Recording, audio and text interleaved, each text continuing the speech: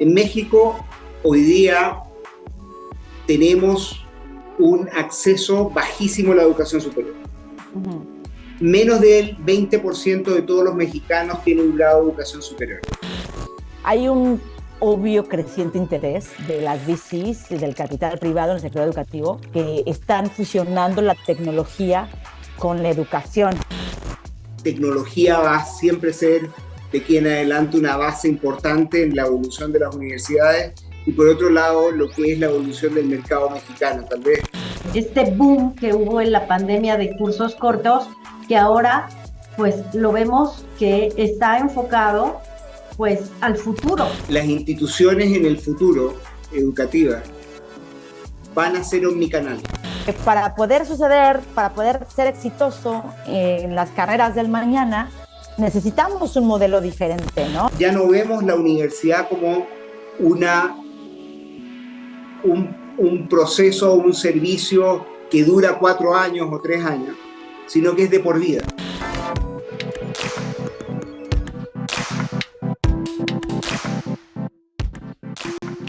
Bienvenidos a Futureamos, yo soy Diana Daniels, empresaria mexicana en la rama de telecomunicaciones, inclusión laboral y financiera, y me da mucho gusto que nos acompañen en un capítulo más en donde vamos a profundizar el día de hoy sobre el futuro de la educación y la tecnología.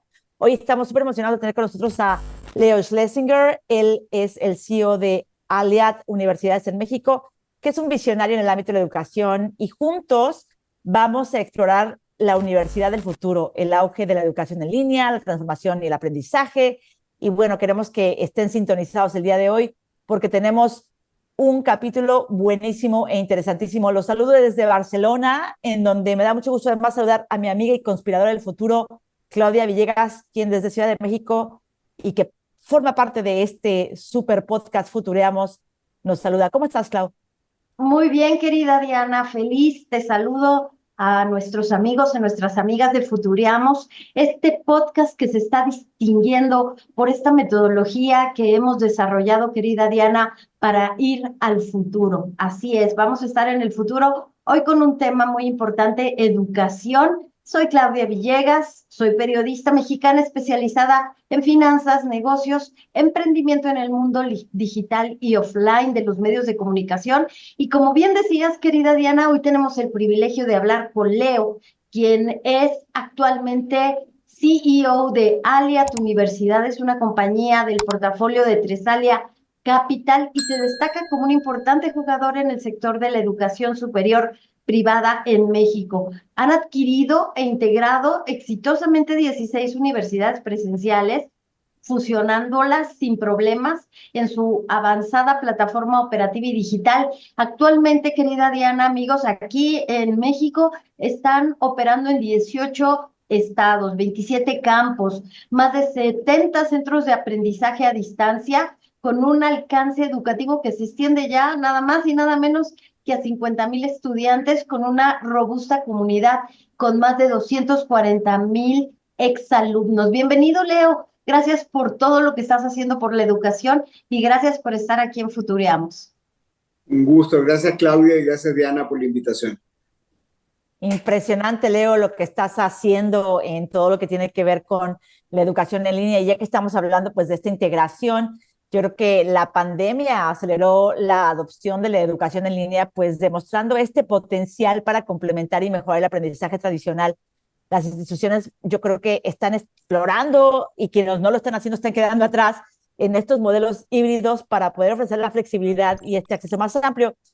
¿De qué manera ves tú que la educación en línea va a integrarse aún más en las ofertas universitarias tradicionales en los próximos 5 años, Leo? Mira, yo creo que la educación en el futuro no se va a diferenciar entre lo que es digital o presencial. Van a haber cursos que vas a tomar tú dependiendo de tus necesidades de manera digital y otros cursos los vas a tomar de manera presencial dependiendo del momento en el que estés, de tus necesidades, de la flexibilidad que requieres.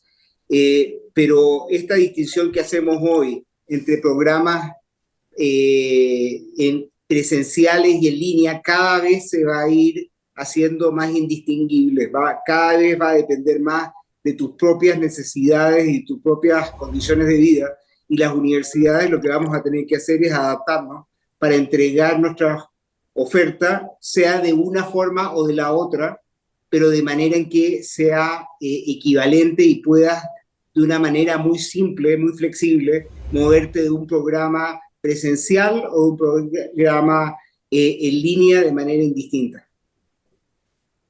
Leo, mi turno. ¿Cómo nos puedes hablar de las universidades en la época de las plataformas en línea para extender su alcance? Porque están ofreciendo cursos a una audiencia global y escalando el impacto educativo más allá de limitaciones físicas del campo. ¿Cómo planean las universidades escalar estas actividades usando plataformas en línea durante la próxima década, pero también sin perder esto que ustedes han demostrado, una comunidad, una integración, una pertenencia a las universidades, Leo? Sí, por eso lo que trato de decir es que las instituciones en el futuro educativas van a ser omnicanal. Eso significa de que va a ser impensable el que una universidad en el mediano plazo no cuente con una oferta que permita a los alumnos estudiar en una u otra modalidad de manera indistinta, ¿cierto? Algunos lo van a tomar de manera digital porque les conviene, porque necesitan la flexibilidad, porque tal vez tienen que trabajar y por lo tanto en el momento de día en que se encuentran es la mejor opción. Otros van a ir al campus de manera presencial porque en el momento de vida les conviene y quieren, ¿cierto?, estrechar comunidades de manera presencial, conocer gente, participar de una vida en campus que incluye actividades más allá de únicamente las académicas, etcétera. Entonces, de aquí en adelante, nuestra visión es que todas las instituciones se van a sostener sobre una plataforma digital, omnicanal, de manera de que sus cursos van a poder entregarse en la plataforma de manera virtual o de manera presencial. Ya esta distinción que hoy día la vemos porque estamos todavía en muchos casos y en muchas instituciones todavía incorporando estas metodologías, todavía tú ves o digital o presencial, o virtual o presencial. Eso cada vez más va a ser una metodología híbrida en donde dependiendo de tus necesidades vas a entrar en una u otra plataforma, ¿cierto? En una metodología cara a cara en un campus o en una metodología digital híbrida en tu plataforma, pero siempre acompañado por tecnología, por sistemas, por plataformas inteligentes que te acompañan en el aprendizaje. Aun cuando estés en un curso presencial, vas a tener una plataforma digital que te va a acompañar en tu aprendizaje. Oye, yo lo que estoy viendo, Leo, es que todo este mundo del capital de riesgo que estoy pues más adentrada, ¿no? Veo que las VCs hoy en día están invirtiendo pues mucho dinero en todo lo que tiene que ver en plataformas de EdTech, ¿no? Hay informes que indican que se invirtieron más de 20,000 millones de dólares en tecnología educativa en todo el mundo frente al, esto fue en el 2021, frente a los 16 millones que hubo en el 2020. O sea, hay un incremento importante que ya había sido un año récord después de la pandemia, ¿no? Entonces, hay un obvio creciente interés de las VCs y del capital privado en el sector educativo, viendo en todas esas plataformas, sobre todo que están fusionando la tecnología con la educación. ¿Qué tendencias ves tú, no? Tú, ya que ustedes vienen casualmente pues de este sector de VC y que están incorporando al mundo educativo, ¿cuál es la tendencia que estás viendo en relación a la inversión y a la financiación para las universidades y que especialmente están creciendo en un país tan grande como es México y donde la educación es pues un pilar tan importante para nuestro país? Sí, déjame desempacar, Diana, lo que acabas de decir porque tiene muchos elementos. Uno es la inversión en EdTech, otro es la inversión en educación superior, que puede acompañarse en mayor o menor medida de modelos con EdTech o no, aun cuando tecnología va a siempre ser de aquí en adelante una base importante en la evolución de las universidades, y por otro lado lo que es la evolución del mercado mexicano. Tal vez déjame hablar de tres cosas acá que acabas de mencionar que son complementarias pero diferentes.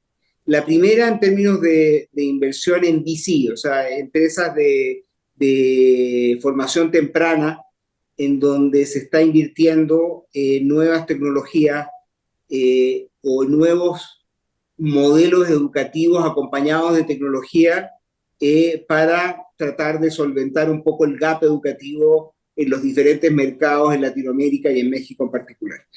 EdTech claramente ha tenido un boom. De hecho, creo que es de los sectores basados en conocimiento, en contenido, más rezagados en términos de avance tecnológico.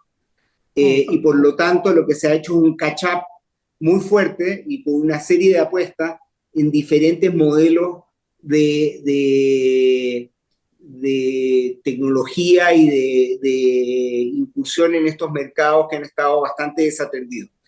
Eso entre el 2018 y el 2021, 22 tuvo un avance muy fuerte, y luego en estos últimos 2 años se detuvo, by the way. La inversión en VC en todos los sectores ha estado frenada, por parte por las altas tasas de interés y porque lo que vemos es que muchos de estos modelos de tech que se basaban en crecimientos muy rápidos, sobre todo en programas de cursos cortos, no han sido rentables. Los costos de adquisición han sido muy, muy altos para cursos de LTV o de lifetime value, el valor del cliente en el tiempo muy corto, ¿cierto? Los costos de adquisición para una universidad, a un alumno que va a estar 3, 4 años, versus los costos de adquisición para empresas de cursos cortos, pueden ser relativamente similares, pero en uno yo estoy con un alumno por 4 años y otro puede estar por 2, 3 meses. Claro. Si te va bien, hay veces semanas. Entonces, eso ha hecho que hoy día muchas de esas plataformas de tech estén muy complicadas cuando están basadas en cursos cortos, ¿cierto? Y no quiere decir que no haya un modelo ganador hacia allá, porque el mercado claramente lo hay, pero hoy día, te diría, la inversión VC en EdTech trae un freno, parte por los temas de las tasas de interés y por otro por la dinámica del modelo de negocio, en donde traer un estudiante te puede costar más de lo que vas a ingresar por ese estudiante. Por otro lado, ¿cómo evoluciona esta inversión en tecnología en instituciones de educación superior? Y lo que vemos es que todavía hay una disparidad en los modelos y en la adopción de tecnología en las universidades. Tienes las universidades públicas, las universidades privadas, universidades non-profit, y tienes una serie de universidades, particularmente en México, chiquitas y medianas, que no logran hacer estas inversiones en tecnología, o no las han visto o no las han logrado hacer porque son caras. Entonces, hoy día grupos grandes educativos sí están haciendo estas inversiones, pero somos pocos. Hay más de 2.700 universidades privadas en México, y yo te diría realmente tecnologizadas habremos 15, 20. Muy fuerte, porque es que si no se o sea, si el resto de estas universidades no invierten en la transformación digital, no, esperando que a lo mejor alguien venga y los compre, probablemente nadie los va a comprar porque va a ser más fácil adquirir a sus estudiantes que comprar el brick and mortar de la universidad que tenían. Existe un elemento de eso importante, Diana. Y por eso es que lo que nosotros hacemos es compramos universidades brick and mortar y aplicamos toda esta plataforma que nos ha costado mucho tiempo, mucho dinero desarrollar y mucho expertise, porque esto es algo que, acuérdate que estamos en un sector regulado. Claro. O sea, no podemos inventar lo que hacemos acá a nuestro antojo. Tenemos que cumplir con una serie de las regulaciones CEP para asegurar de que nuestros programas sean programas que tengan validez oficial. Y eso demora un tiempo. Entonces, el poder implementar esta tecnología en un mercado que es regulado, con costos altos de inversión, con expertise que no es abundante, es escaso, es algo que universidades pequeñas y medianas les va a costar mucho hacer. Y cuando hablamos de digitalizar, yo no me refiero a esto. O sea, no me refiero a la distribución virtual por un Zoom, ¿cierto?, de una clase. Es cómo tú transformas toda tu operación en la empresa, en la institución, desde cómo prospectas, cómo conviertes, ¿cierto?, prospectos en alumnos, cómo los sirves, cómo les enseñas, cómo le das continuidad, cómo te contactas con ellos de una manera omnicanal, etcétera. Todo eso es muy caro. Y por eso es que en esta transformación digital, tal vez ni siquiera por falta de ganas o interés, sino de recursos, muchos se van a quedar atrás. Leo, cuando hablamos de inversión de venture capital, cuando hablamos de inteligencia artificial, cuando hablamos de educación, en un país como México que se está transformando, que tenemos el mayor número de egresados de ingenierías, de disciplinas STEMs, de ciencia, de tecnología, de matemáticas, ¿qué ofrece este modelo totalmente tecnologizado de educación para vincularse con los sectores que en este momento requieren de manera acelerada estas nuevas disciplinas? Y también, pues, me gustaría que nos comentaras después sobre este boom que hubo en la pandemia de cursos cortos, que ahora, pues, lo vemos que está enfocado, pues, al futuro. Ahora necesitamos todas estas disciplinas que respondan rápidamente, pero rápidamente, ¿cuánto tiempo? 3 años, 4 años para tener estos ingenieros, Leo. Ok, déjame de nuevo desempacar varias cosas que acabas de mencionar, Claudia. Primero, déjame ir de lo macro a lo micro. Y lo macro en México, hablando particularmente de México, pero muchas de las estadísticas que te digo no son exactamente las mismas, pero van en la misma dirección en Latinoamérica. En México, hoy día tenemos un acceso bajísimo a la educación superior. Uh-huh. Menos del 20% de todos los mexicanos tienen un grado de educación superior. Menos del 20%. Piensa que en Europa, en la OCDE, el promedio es 38% y en Estados Unidos del 51%. México es el 20%. Eso es los que terminaron un grado de educación superior. Los que acceden a educación superior es menos del 32%. De ahí a los que terminan es una fracción. Entonces el total es menos de 20% de todos los mexicanos con un grado de educación superior. De eso, además, si tú lo ves en términos de número, tú tienes alrededor de 4.5 millones de mexicanos hoy día estudiando. El 70% de eso está estudiando hoy día en universidades públicas y otro 30% en universidades privadas.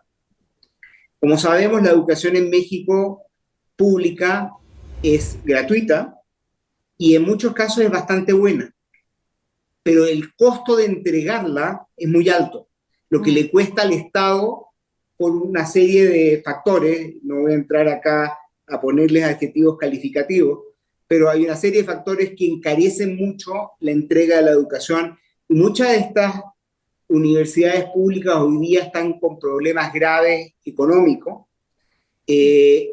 No ha habido incrementos significativos en los presupuestos a educación pública superior. Por lo tanto, el acceso a educación en el país hoy día no está creciendo significativamente desde la educación pública. Solo 2 de cada 10 que aplican a la universidad pública entran, 8 no. Okay, eso significa que de esos 4.5 millones, más o menos 3.2 estudian en las universidades públicas y 1.3 en las privadas. los que estudian en las universidades privadas, principalmente, hoy día, si tú lo segmentas en términos socioeconómicos, el segmento A y el segmento B está cubierto. Segmento A, sin lugar a dudas. Segmento B, suficientemente el que quiere y hace un esfuerzo puede lograr entrar. El segmento C y D, que es el segmento de clase media, media baja en México, con dificultades en términos de acceso y recursos, que es el 56% de la población mexicana, es el que está más descubierto y el más necesitado. ¿Okay? Ahí es donde Aliat entra y nosotros decimos, ese es el segmento en el cual nosotros creemos que podemos entregar una educación de calidad accesible, ¿cierto? Y para hacer normalmente calidad y acceso están peleados, ¿cierto? O es algo caro de alta calidad o barato de baja calidad. Acá, ¿cómo haces? No te puedes, nosotros no podemos ser irresponsables y dar una educación que no sea de una alta calidad. Y la única manera de dar una educación de alta calidad con acceso es con escala.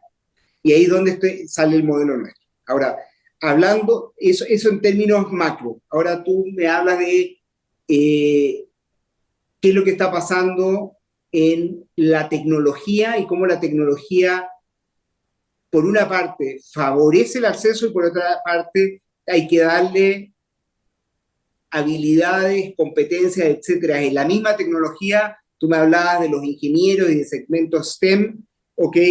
Pero eso es un segmento particular, importantísimo, pero que hoy día probablemente no alcanza al 20-25% del total de la población universitaria.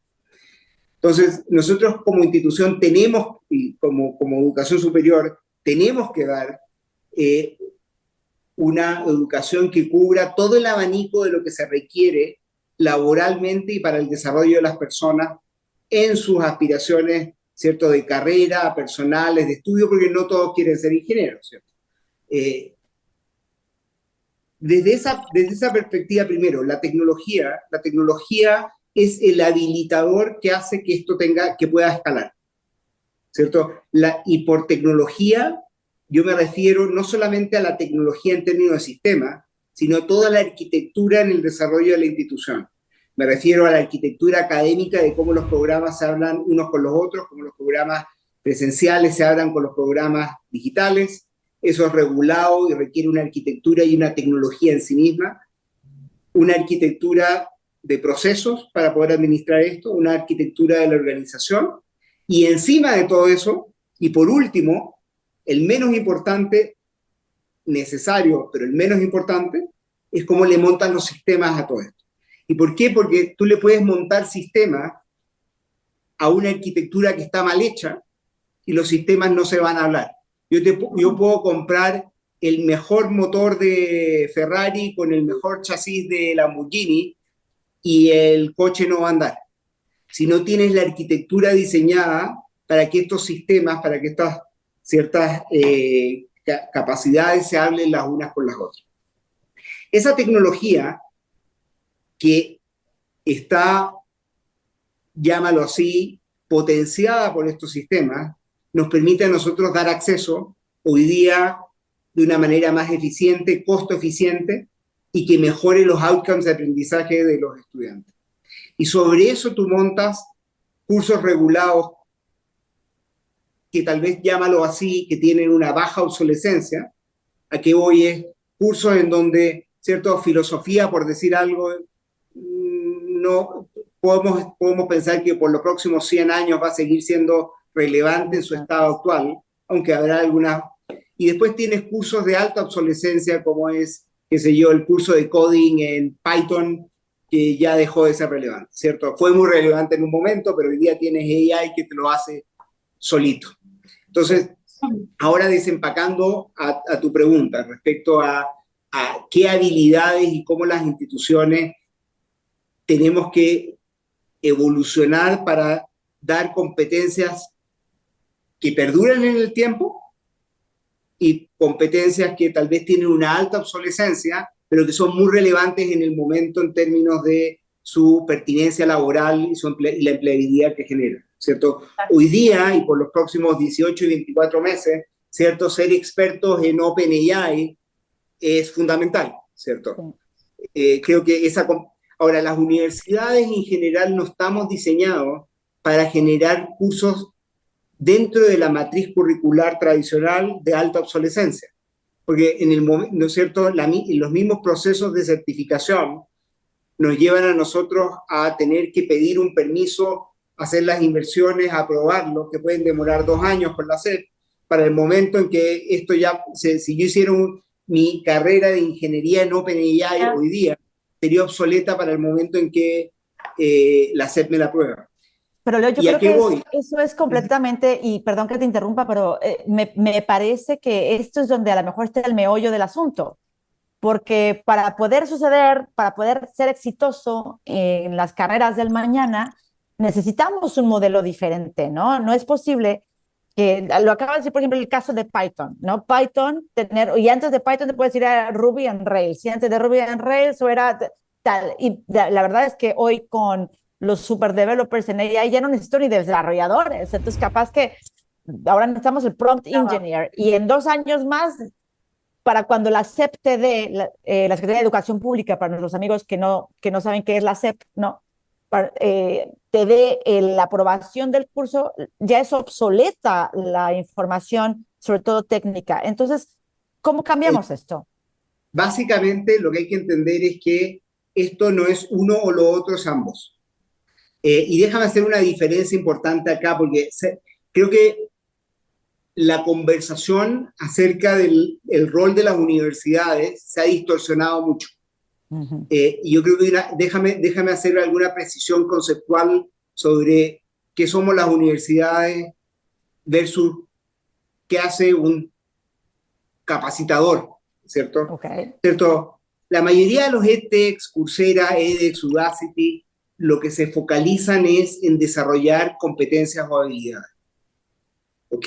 Una universidad, en el mismo término y de la palabra, lo que se focaliza es en desarrollar a la persona, en educar, ¿cierto? Y no están peleadas unas por las otras, ¿eh? O sea, la educación y la capacitación se complementan, pero no son lo mismo. La educación lo que pretende es desarrollar a Diana o a Claudia en un ámbito en el full potencial de la persona. Conocimiento, entendimiento, el hacer y el ser como persona, por lo menos esas 4 cosas. Sí. Versus quedarte en el ámbito del conocimiento o de la habilidad únicamente. ¿Ok? Sí. Entonces, la primera cosa es que una universidad o un curso universitario no es lo mismo a 40 certificaciones de Coursera.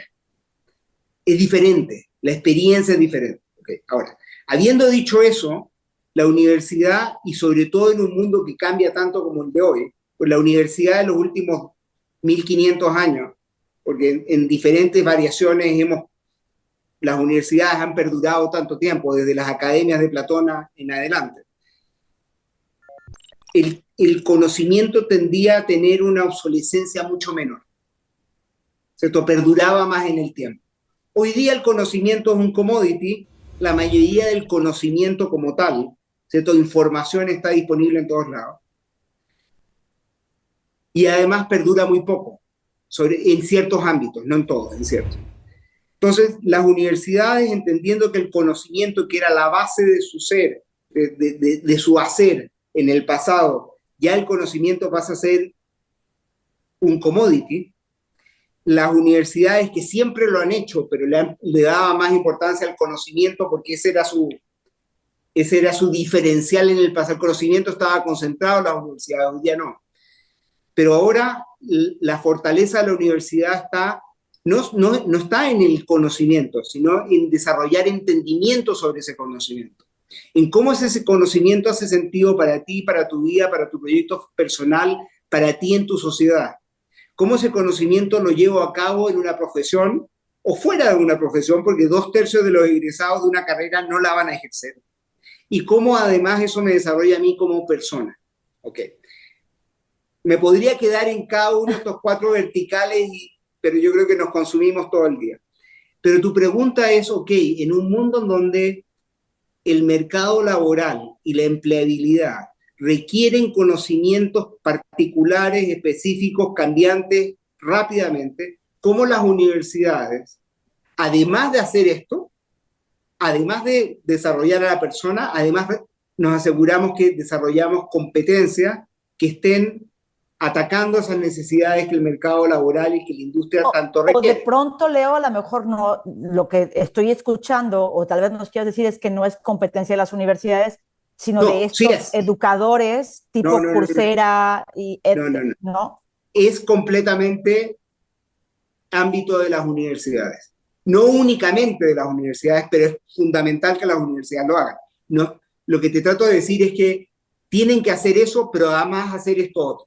Hay que desarrollar a la persona y las... Entonces, sí, y cómo es que muchas de las universidades, o en nuestro caso nosotros, estamos viendo cómo solventamos este tema.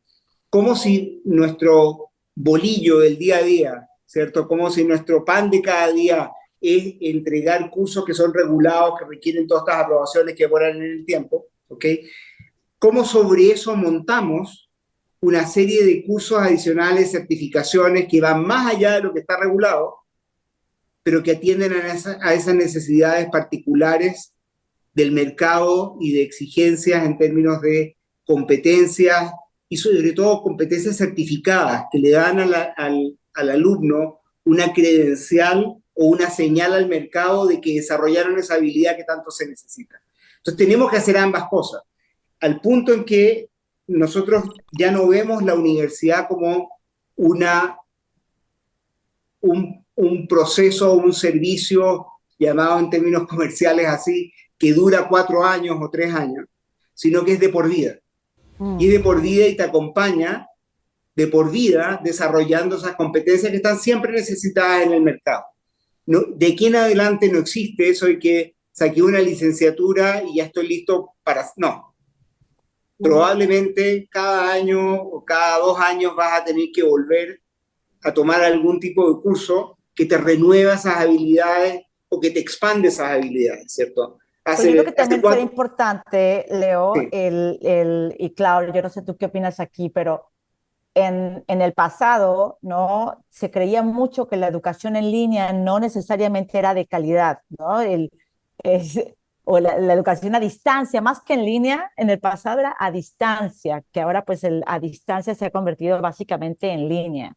Entonces, es como que no es lo mismo hacer un curso en línea para X universidad versus hacerlo presencial, como que tuviese más prestigio tenerlo presencial. Pero sin embargo, yo sí creo, no sé, me parece que los latinos en general, y yo creo que la mayoría de los estudiantes, estamos ávidos y sedientos de tener una educación más pronta y la mejor manera es hacerlo en modelos inclusive híbridos. Entonces, yo veo que es un desafío que están encontrando, ¿no? Aquí veo, por ejemplo, que tengo un dato, ¿no? Que un estudio del 2021 reveló que el 63% de los estudiantes de América Latina prefiere un modelo educativo híbrido. Pues claro que lo vamos a preferir porque la mayoría estamos trabajando y necesitamos estas nuevas habilidades, como dice Claudia, para implementarlas en nuestro trabajo del día a día, porque si no nos quedamos atrás y quién sabe si mañana tengamos ese trabajo si no estamos al día. ¿No? Tú mismo dices, o sea, ya esta etapa en la que estudiaste algo, te hiciste tu licenciatura de no sé qué, y vámonos, y ya estás, no, ya no existe. Entonces, estas universidades, estas instituciones de educación superior, pues necesitan tener esta parte para poderla hacer rápida y accesible. Y a mí me preocupa lo que nos dijiste anteriormente, en donde no es rentable tener estos cursos cortos para las instituciones. Entonces me encuentro con esa dicotomía de que ahora digo, ¿cómo Ok. hacemos y cómo van a hacer ustedes? Déjame también desempacar varias cosas de lo que acabas de decir. Primero, claramente no es lo mismo un curso presencial que un curso virtual. Déjame partir por ahí. Y creo que nunca lo va a hacer. Y no queremos que lo sea. No es, Oye, no me digas eso, yo estoy haciendo una maestría online. No te estoy diciendo que sea mejor Maestría, o peor. maestría. No estoy diciendo, depende de cuáles son las necesidades de cada uno. Pero no es lo mismo tener esta conversación contigo, Diana, en Zoom, a tenerte sentada en la oficina tomándome un café, Correcto. ¿cierto? No es lo mismo. Y está bien que no sea lo mismo, pero por otra parte, yo no podría tener esta conversación contigo hoy día si no fuera de este medio, ¿cierto? Me encantaría tenerte en la oficina y estar tomándome un café contigo y tener una conversación, ¿cierto? Y una de las cosas que yo le digo a mi equipo cuando a veces le damos demasiada prioridad, a veces estando a 3 oficinas de distancia hacemos un Zoom. Y le digo, el tema es que tú no estás escuchando lo que no se dice. Hay que Más del decirlo, 90%. ¿Mm? hay que decirlo, como sea. No, es que tú no lo dices como sea, tú lo dices con un lenguaje, el 90% de la comunicación, tú como periodista, Claudia, lo sabes mejor que nadie, no es verbal. Entonces, Claro. hay mucho de lo que está pasando que nos lo estamos perdiendo. Y las relaciones profundas todavía no se hacen en Facebook, ni se hace, no, nadie tiene 5.000 amigos en Facebook, o 10.000 o 15. Nada, la gente tú la conoces en persona y generas. Entonces, tiene funciones diferentes. Ahora, la función de poder tener esta conversación a distancia, que genera mucho valor, ¿cierto? Que no captura todo el otro valor que se tendría si la tuviésemos en persona, pero que tiene mucho valor, ¿cierto? Y se traduce lo mismo en la educación virtual versus una educación presencial.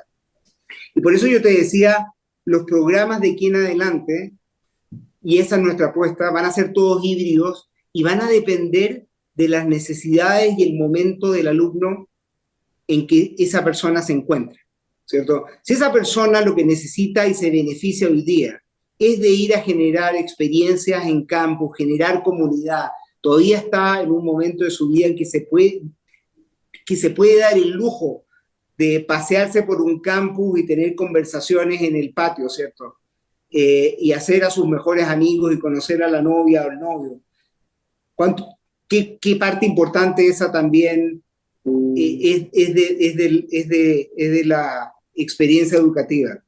Si eso es parte de la necesidad y del momento de vida de la persona, va a ir al campus.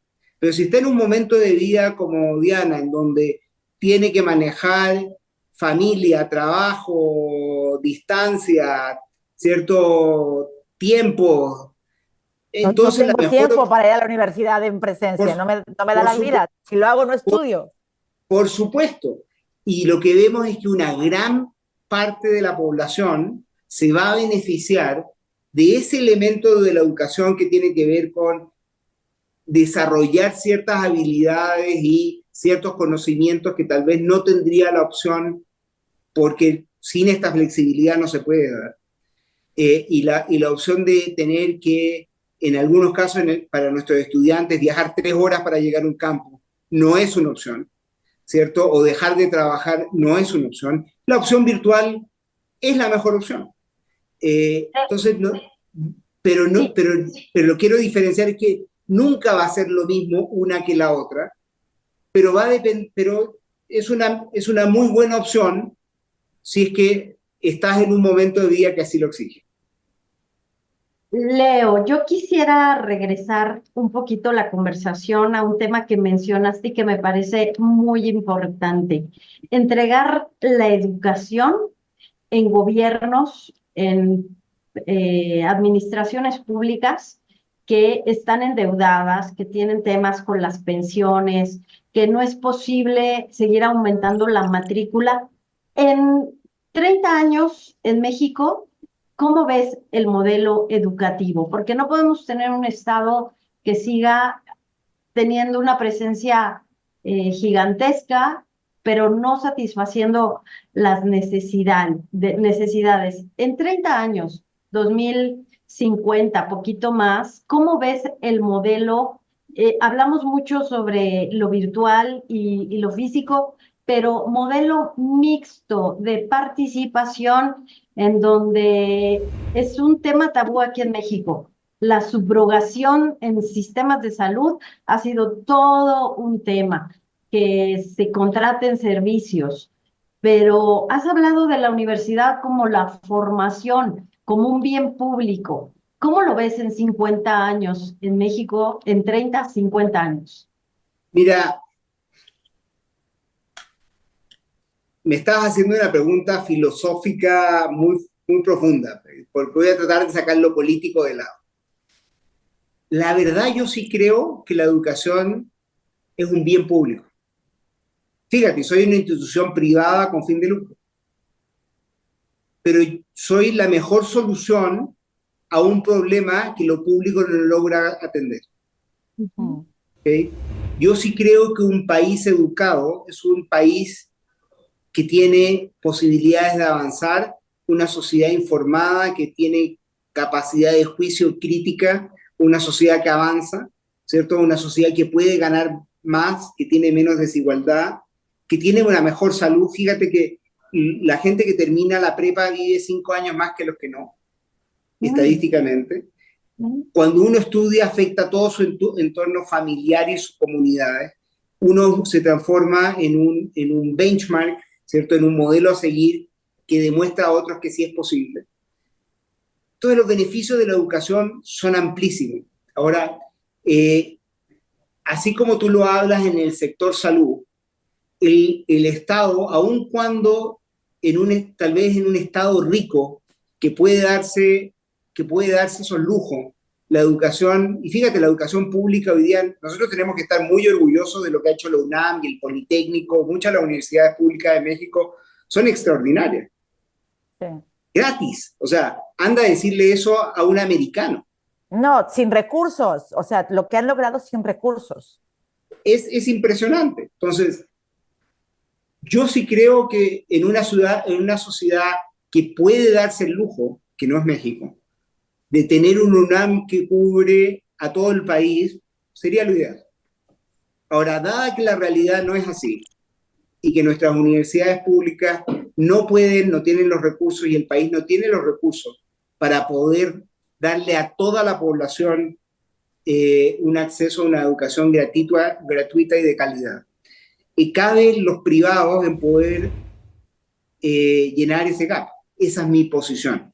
Habrán otros que siguen políticamente creyendo que no existe un lugar para la educación privada, pero el problema contra eso es muy práctico. Si no está esa solución, si hoy día no hemos logrado aumentar el acceso más allá del 32-33% de entrada y tener al 19-20% toda la población mexicana con educación superior, y no hay más recursos para darle a lo público, entonces la única alternativa que yo veo es que los privados nos pongamos las pilas y ayudemos a aliviar ese gap.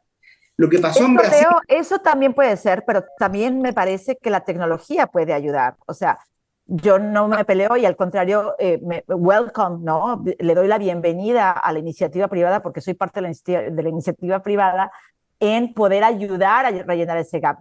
Pero definitivamente la digitalización, la transformación tecnológica de la UNAM, del Poli, de los SH, no sé, de todas las universidades, inclusive estatales que en teoría son gratis, puedan ejercer la tecnología para rellenar ese gap, porque estamos hablando del 80% de la población. O sea, se oye bonito decir el 30 o el 20, es decir, 70% no tienen universidad y podrían tenerla si se hiciera una mejor utilización de la tecnología, ¿cierto? Creo que definitivamente con la tecnología que tenemos hoy, con las mejores tecnologías que tenemos hoy, la universidad pública puede aumentar su acceso, pero no va a nunca llenar el gap. ¿Okay? Por lo menos no con las tecnologías que tenemos hoy, tal vez las que tengamos en 10 años, 5 años, cambia un poco la perspectiva. La perspectiva de Diana, haciendo su maestría, después de haber hecho una universidad, y después de haber pasado por una educación primaria y media superior, probablemente buena o muy buena, es muy diferente a la perspectiva del 95% de la población en nuestros mercados latinoamericanos, en donde mm, nuestros alumnos llegan con deficiencias de base en matemática, en comprensión lectora. Tú solamente ves los resultados de PISA, en donde requiere mucho acompañamiento, en donde el estar y ser parte de una comunidad y tener cierto apoyo presencial sigue siendo importante para permanecer. Porque una cosa es lo que entra, otros son los que terminan. Entonces, la tecnología, por supuesto que te ayuda en hacer esto más eficiente, pero todavía no te reemplaza, todavía hay un cierto gap que queda en todo esto que hay que remediar, que no es solamente un tema técnico, hay un tema motivacional, hay un tema de creer, hay un tema de creérsela, ¿cierto? En alumnos que están saliendo de un sistema en donde les fue muy difícil terminar la escuela, la prepa, de que me voy a ir a enfrentar solo a una pantalla a estudiar. Diferente para Diana, que eso ya lo tiene superado. Ya, bueno, es que si yo hubiera tenido la educación en línea, o sea, yo soy fan de la educación en línea, Leo, porque si yo hubiese tenido educación en línea, hubiera hecho la maestría hace 20 años, ¿no? Yo Diana, no había hecho la maestría porque no tenía tiempo, porque tenía que ir a trabajar. ¿A qué hora me desaparecía yo? Es más, ¿con qué pagaba mi maestría si no trabajaba? Mi problema, terminando la universidad, yo trabajé desde el día 1 que hice la universidad. El problema que tengo con profesores era eso. Oiga, profe, tengo que ir a trabajar porque si no, no tengo para pagar la universidad. y me parece fantástico, pero fíjate que hoy día, paradójicamente, estas tecnologías están educando a las clases privilegiadas. Sí. Ok, Pero lo que digo es lo desafortunado, porque podríamos, o sea, si la UNAM, el Poli. es que eso para las maestrías, por eso te digo, para el que ya terminó una licenciatura y ya pasó ese proceso de cómo aprendo a aprender y cómo sé que voy a aprender y cómo sé que me la puedo y cómo tengo esa autoestima para hacerlo. Fíjate, el 19% de la población puede hacer una maestría. El otro 80% no. Pues para poder hacer una maestría tienes que haber hecho una licenciatura. Si no, no puedes hacer una maestría. El tema principal acá es cómo le das ese acceso con estas tecnologías a alguien que va a hacer una licenciatura, no una maestría. Y piensa, la mayoría de los que entran a la universidad hoy día, te decía, el acceso es de menos del 30%, ya vienen hoy día con capacidades altas para poder entrar. 2/3 de eso entraron a la pública, súper selectiva. Entonces, ya de solito, los que entran a la universidad pública son los mejores, son los más privilegiados. Y después los que entran a las privadas, que no pudieron entrar a la pública, son los que traen los mayores gaps. A esos, si los dejas solitos hacer 100% en línea, ¿cierto? La probabilidad de que terminen es baja. Eso es lo que te estoy tratando de decir. Es diferente, porque a veces vemos estos temas desde la perspectiva, desde nuestra perspectiva, que es muy privilegiada. O sea, tú me estás diciendo, me hubiera encantado poder hacer mi maestría digital. Sí, eso le soluciona un problema a ese 20% de la población que es privilegiada. Pero tenemos hoy día que atender al 80%, que es el que tiene la mayor necesidad en el país, que hoy día no está accediendo a la educación. Leo, yo quiero regresar al tema del futuro. En 30 años, la universidad privada tendrá que consolidarse como una universidad que inspire, una universidad que forme mejores personas, una universidad que paradójicamente no será, la pública es la inclusiva y la privada la pública es la selectiva y la privada es la inclusiva, me parece como una paradoja. Yo soy profesora de la Facultad de Ciencias Políticas y Sociales aquí en la Ciudad de México, en la UNAM, desde hace 4 años, doy clase también de maestría, y me parece que el tema de que el capital privado aspire a llenar ese gap inspirando, me parece un enfoque súper, súper revelador, Leo. 2050, dinos cómo ves la universidad privada y su papel en la sociedad. Mira, si veo el 2050 con las tendencias de hoy, yo creo que la universidad privada va a tener que tomar ese espacio que por limitaciones la educación pública le cuesta hacer. Yo creo que ambas van a avanzar. Yo creo que la educación pública, como dice Diana, va a adoptar tecnología que va a permitir aumentar acceso. ¿Cuánto en términos de si va a lograr llenar todo el gap? Probablemente no, va a quedar un espacio muy grande para la privada. Y la privada, sobre todo porque se mueve más rápido y puede adoptar cambios estructuralmente más rápido que la pública. Y lo que hemos visto es que en Brasil es el opuesto a México en términos del mix de privado y público. En Brasil, más del 70% de la educación superior es privada y menos del 30% es público, al revés que México. Y sobre todo porque la educación privada en los últimos 10 años en Brasil creció de manera acelerada, en parte por adopción de todas estas tecnologías y metodologías, y lo que hemos venido conversando acá es con esa visión de dar mayor acceso. En 50 años, tal vez mi deseo sería que la educación pública siga avanzando, te lo digo, o sea, yo desde una perspectiva social, yo sí creo que el ámbito de lo público y la educación cabe ahí. Ojalá que siga siendo tan bueno, mejor, y qué orgullo que esté trabajando en la UNAM, porque es una institución de la cual México se tiene que sentir muy orgulloso. Y ojalá la UNAM o instituciones públicas como la UNAM sigan creciendo, el Poli, etcétera, la cual yo creo que lo han hecho muy bien en términos de los outcomes que tienen, en términos de su eficiencia, etcétera. Podemos ver cómo se puede mejorar eso, pero eso es natural dentro de las instituciones públicas. Y las instituciones privadas, que llenemos el gap. Y el gap es tan grande que hay un espacio enorme para que las instituciones privadas sigamos haciéndolo y sigamos creciendo. Lo que te decía hoy día, yo creo que de las 2.700 universidades privadas van a quedar pocas en 50 años más, porque se van a ir consolidando. Te decía que la mayoría de las universidades privadas, pequeñas, medianas, no pueden hacer estas inversiones y van a ser necesarias. Y por lo tanto, si no las hacen, o se van a tener que fusionar con otros grupos o van a desaparecer. O sea, no va a haber un estudiante que te acepte no estudiar y no tener todos sus contenidos en el teléfono, y sistemas inteligentes que te apoyen y plataformas, ¿cierto?, que te acompañen, que son caras, que requieren tecnología y requieren inversión. Entonces yo veo en 50 años que las universidades privadas van a trabajar en llenar ese gap, van a haber menos universidades privadas cada vez más grandes, y ojalá con la escala para hacerlo bien, con calidad y eficiente. Bueno, ya que estamos en este 2050, me encantaría que hiciéramos este ejercicio de preguntas rápidas. ¿Qué te parece, Clau? De forma tal que te lanzamos por ahí una pregunta, Leo, y dinos si puedes en una sola palabra, en una sola frase, lo que te venga a la mente, ¿vale? Vale.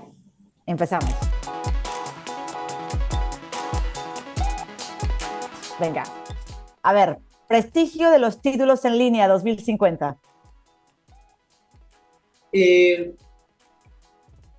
Sí, alto. Leo, en 2050, ¿en línea reemplazando presencial? Ojalá por ningún motivo. Complementando. Complementando. Ok. 2050, rol de la realidad virtual en la universidad. Un complemento. Estándar global en línea, Leo. ¿Cuál será el estándar dorado de la educación en línea? De plataformas inteligentes que aprenden en tiempo real. Oye, el futuro de los MOOCs, de los Massive Open Online Courses, de estos que hablábamos de cursos cortos, los que son online y masivos, abiertos. ¿Qué es el futuro para el 2050? Van a ser un complemento integrado con las universidades. Analítica de datos en el aprendizaje, Leo. Fundamental. Oye, ¿y alianzas universidad, empresa tecnológica? Va a ser alianza, universidad y sector productivo en todos los ámbitos. Muy bien. Entidad global universitaria, Leo. Alianzas globales. Van a haber networks globales de educación. Me encanta esa idea. Y algo mencionaste ya de por ahí, pero a ver, la importancia del aprendizaje continuo permanente. 2050. Fundamental en una vida de 100 años que vamos para allá. Es fundamental que nos estemos reinventando constantemente. Y la predicción audaz para la educación, Leo, teniendo ustedes todas estas plataformas, todas estas tecnologías, esto se convierte en un valor diferenciador y estratégico para esta inversión en educación. ¿Cómo la ves, 2050? No te entendí la pregunta, Claudia. Gracias. Predicción audaz para la educación. ¿Cuál es esta posibilidad de innovar, de introducir soft skills, hard skills? ¿Cómo lo ven? La universidad va a ser tu partner, tu copiloto en todo tu proceso de carrera y de vida. Te va a estar acompañando en esos momentos en que vas a tomar una decisión de cambio y necesitas un reskilling, un upskilling, ¿cierto? En que quieres encontrar ese propósito y esa razón de ser, en la cual claramente a los 18 años nos equivocamos constantemente y vamos refinando en la medida, vamos zigzagueando en la vida. La universidad te va a ir acompañando en ese zigzag. Oye, me gusta mucho esta reflexión, Leo, porque durante diferentes episodios que hemos tenido aquí con diferentes personas, hemos escuchado de gente, sobre todo millennials, que están ahora innovando, que son emprendedores, que han sido unicornios, que hay unos que no creen que van a enviar a sus hijos a la universidad, hay otros que creen que la universidad va a desaparecer, hay otros que, como tú dices, no, la universidad no desaparece, se transforma. Entonces, me parece que esta mirada hacia el horizonte, pues está claro que el futuro de las universidades es una mezcla de esto, de tradición, de innovación, donde la educación, en línea o no, ya no va a ser una cuestión de que es un papel completamente pivotal en toda esta formación de la próxima generación. Leo, muchas gracias porque tus percepciones nos han iluminado en este camino a seguir. A nuestros oyentes les queremos dar también las gracias porque nos han acompañado. Y les quiero recordar que pues este futuro lo estamos haciendo juntos, vamos a construirlo juntos, así que gracias, Leo, por formar parte de esta comunidad y compartir tu sabiduría con nosotros. Ha sido súper divertido tenerte en este podcast. Gracias, Diana, Claudia, un gusto. Gracias, Leo. Gracias, amigos, por estar en Futureamos. Nos vemos en el próximo viaje al futuro. Y aquí les pedimos que nos recomienden, que nos regalen un like, que compartan y que nos sigamos educando en el futuro. Gracias. Nos vemos en el futuro. Hasta pronto.